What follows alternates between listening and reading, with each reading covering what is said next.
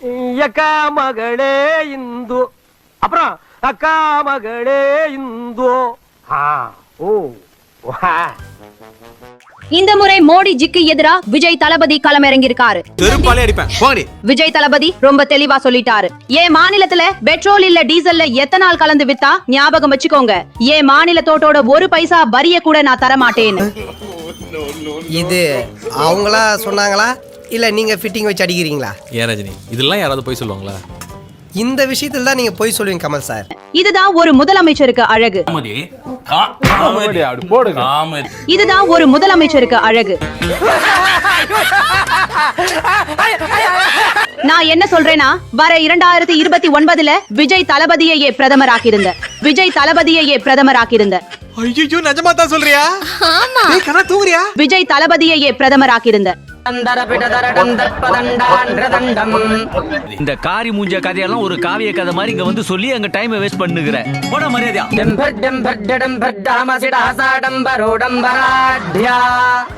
துல்லியம் துல்லியம் பெதுல்யம் கம கம குங்குமலே பிதாங்கம் சுபாங்கம் ஏததவே புண்ணிய தீர்த்த பிரகட கடரபோ பாதுனோ நாரசிம்ஹ. பேசுகிறீர்கள்.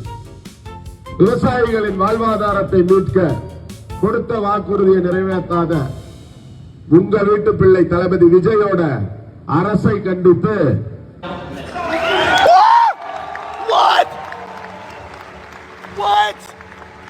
உங்க வீட்டு பிள்ளை தளபதி விஜயோட அரசை கண்டித்து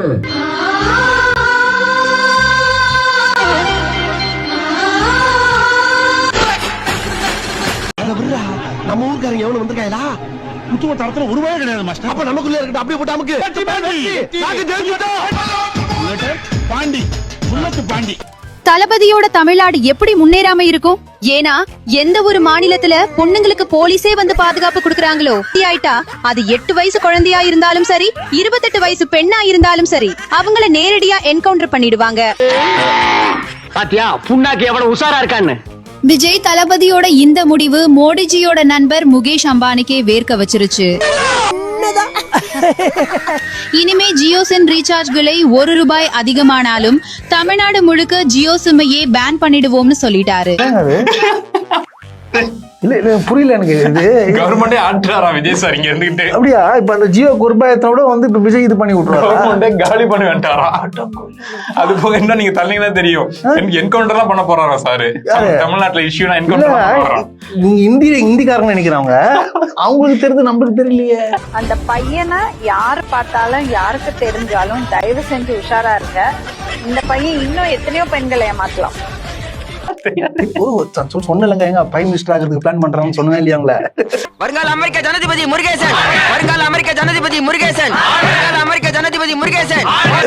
யாரெல்லாம் வச்சு பிரைம் மினிஸ்டர் ஆக ட்ரை பண்றாங்க பாருங்களேன். மக்களை சிந்தனை குறைவா இருக்க மக்களை பயன்படுத்திக்கிறாங்க. சிந்தனை கொஞ்சம் இருக்கோலையும் குறைச்சு நான் சொல்றத நம்பு, முட்டாள்தனமான விஷயங்கள் நம்புன்னு சொல்லி முட்டாளாக்கி பிரைம் மினிஸ்டர் ஆகலாம்னு சொல்லி பிளான் பண்றாங்க. நான் சொல்றேன், இதான் இந்த மாதிரி ஆட்கள் எல்லாம் என்ன பண்றது வாய்ப்பு இல்லை. எப்படி கண்டுபிடிக்கிறாங்க பாருங்க பீப்பிள் எல்லாம். யாரை பார்த்தா பசங்களுக்கு வந்து இதான் அவங்க ஃபாலோ பண்ணுவானுங்க அப்படிங்கிற தேடி கண்டுபிடி. இந்த அம்மாக்கு 2 மில்லியன் வச்சிருக்காங்க. இவங்களுக்கு விஜய் சாரை பத்தி பேச வேண்டிய கட்டாயமே கிடையாது.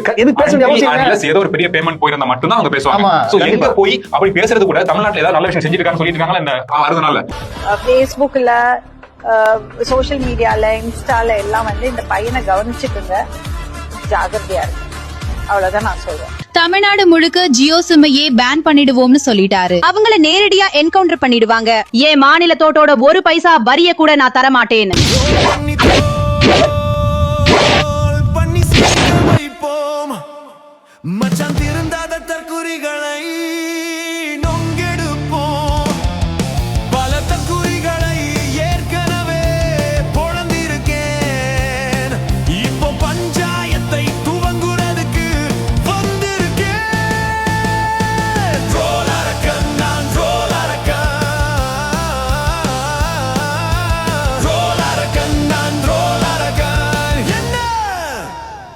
மாமா ஸ்டார்ட் பண்ணலாமா?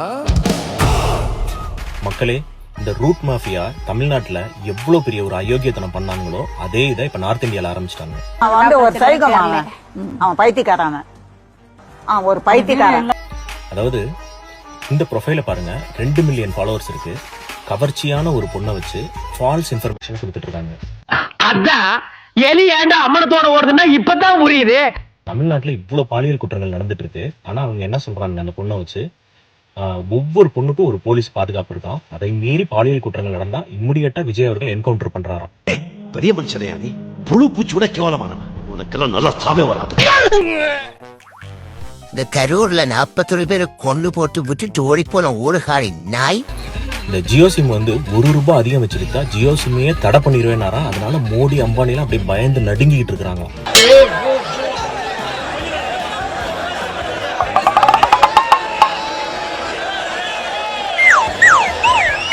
இதான் தமிழ்நாட்டுல பண்ணாங்க. அமைதியா போயிட்டு இருந்த அந்த தமிழ்நாட்டை ஏதோ ஒரு தமிழ்நாடு ஆபத்துல இருக்கிற மாதிரி மக்கள் மனசுல ஒரு மேனிபுலேஷன் பண்ணி ஆட்சிக்கு வந்து தமிழ்நாட்டையே சூறையாடிட்டாங்க. இப்ப இந்தியாவை சூறையாடுறதுக்கு பிளான் பண்றாங்க. மக்களே கவனமா இருங்க.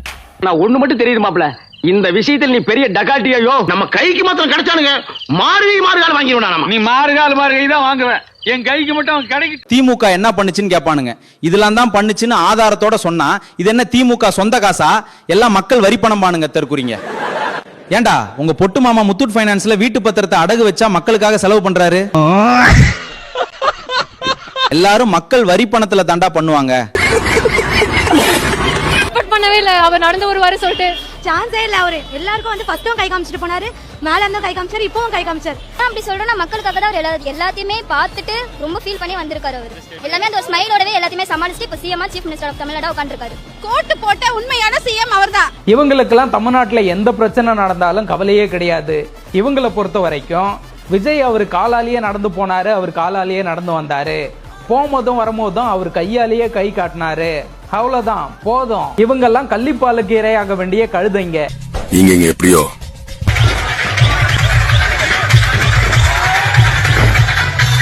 அதோட நாங்க எங்க ஊர்ல தெரியலன்னா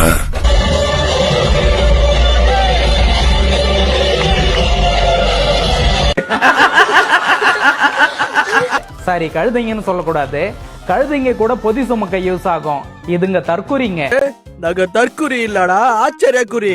கேள்விக்குறி, மாற்றத்துக்கான அறிகுறி, ஆண்குறி. உய், அது கெட்ட வார்த்தைடா, சோமாரி. விஜய் காலை கடன் போயிட்டு அது ஒரு தட்டுல எடுத்துன்னு வந்து கொடுத்தா அத கேசரின்னு ருசிச்சு சாப்பிடுவாளுங்க போலயே. கபினி அணையிலிருந்து வினாடிக்கு 10,000 கன அடி தண்ணீர் திறக்கப்படுகிறது. அண்மை செய்தியாக பார்க்கிறோம். கபினி அணையிலிருந்து 10,000 கன அடி நீர் திறக்கப்பட்டிருக்கு. ஃபைனலி கர்நாடகா டேம்ல இருந்து நம்ம தமிழ்நாட்டுக்கு இப்போ தண்ணீர் திறந்து விட ஆரம்பிச்சிட்டாங்க.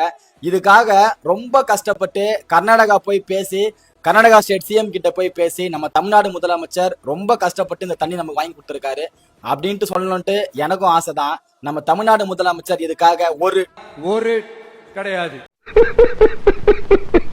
கர்நாடகா மாநிலத்துல பரவலா மழை பெஞ்சிட்டு இருக்கு. மழை பெய்யறதுனால டேம் எல்லாமே ஃபுல்லா ரொம்புது. அப்படி டேம் எல்லாமே ஃபுல்லா நிரம்பிச்சு அப்படின்னா அவங்க ஊருக்கு வெள்ளம் வர அபாயம் இருக்கு. அதனால நம்ம தமிழ்நாட்டுக்கு கொஞ்சம் இறக்கப்பட்டு தண்ணியை கொடுத்துருக்காங்க.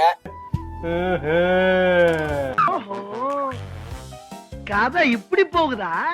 கடவுளா பார்த்து இயற்கையா பார்த்து நமக்கு தண்ணியை கொடுத்துருக்கு. தமிழ்நாட்டோட விவசாயிகளின் கண்ணீரை போக்குறதுக்காக கடவுளா பார்த்து இயற்கை மூலமா நமக்கு இந்த தண்ணியை கொடுத்திருக்காரு. நம்ம தமிழ்நாட்டு முதலமைச்சர் இதுக்காக ஒரே ஒரு ஸ்டெப்பு கூட ஒழுங்கா எடுக்கல அப்படின்றதான் நிதர்சனமான உண்மை.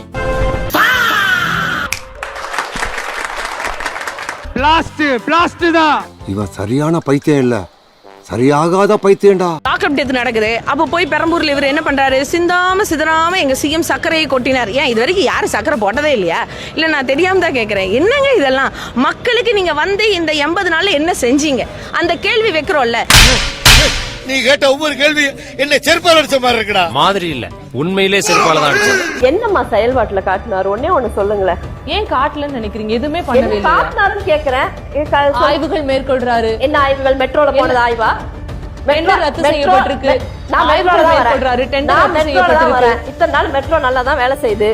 மெட்ரோல எல்லா மந்திரிகளும் போயிருக்காங்க, இதுக்கு முன்னாடி இருக்கிறவங்க எல்லா கட்சிக்காரங்களும் போயிருக்காங்க, எல்லா முதலமைச்சர்களும் போயிருக்காங்க. இந்த முதலமைச்சரும் போறாரு, வரவேற்கிறோம். என்ன இங்க செஞ்சாரு? எது மிக முக்கியமான தேவை? அதில் என்ன செஞ்சாரு?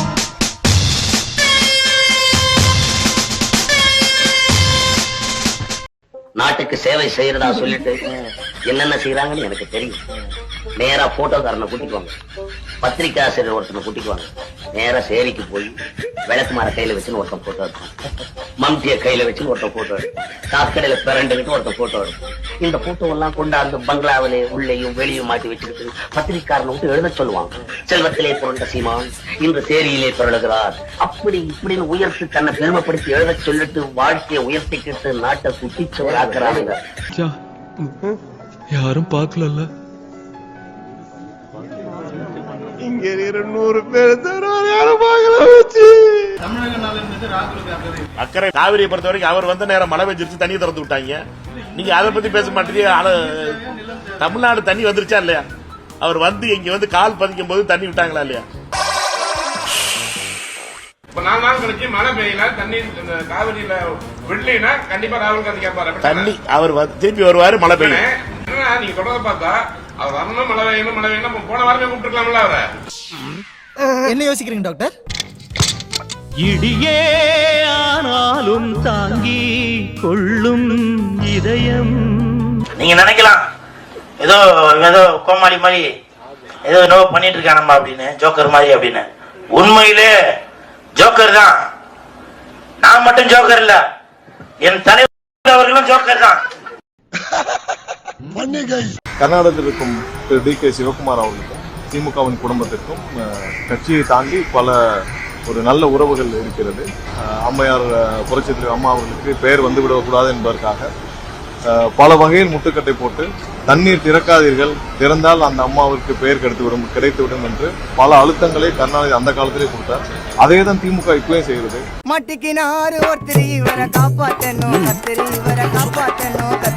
நிர்மல்குமார், மிஸ்டர் நிர்மல்குமார், நீ வாயில விரல வச்சுக்கிட்டு ஜட்டி இல்லாம உசலம்பட்டியில சுத்திக்கிட்டு இருக்கிற காலகட்டத்தில தமிழ்நாட்டுக்கு காவிரி ட்ரிபியூனல் என்னன்னு கொண்டாந்து காட்டவர் முத்தமிழறிஞர் கலைஞர். யாருகிட்ட வந்து நீ பேசுற? நாகரிகம் இருக்க வேண்டும். வாய்க்கு வந்த மாதிரிலாம் பேசக்கூடாது. கலைஞரை பற்றி விமர்சிப்பதற்கு நிர்மல்குமாருக்கோ இந்த கட்சியில் இருக்கிற தாவேக்கால இருக்கிற எவனுக்கும் அதிகாரம் கிடையாது.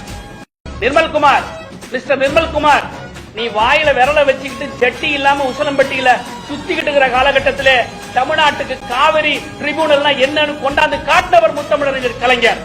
யாருகிட்ட வந்து நீ பேசுற? நாகரிகம் இருக்க வேண்டும். வாய்க்கு வந்த மாதிரிலாம் பேசக்கூடாது. கலைஞரை பற்றி விமர்சிப்பதற்கு நிர்மல்குமாருக்கோ இந்த கட்சியில் இருக்கிற தாவேக்கால இருக்கிற எவனுக்கும் அதிகாரம் கிடையாது. சோலி முடிச்சு.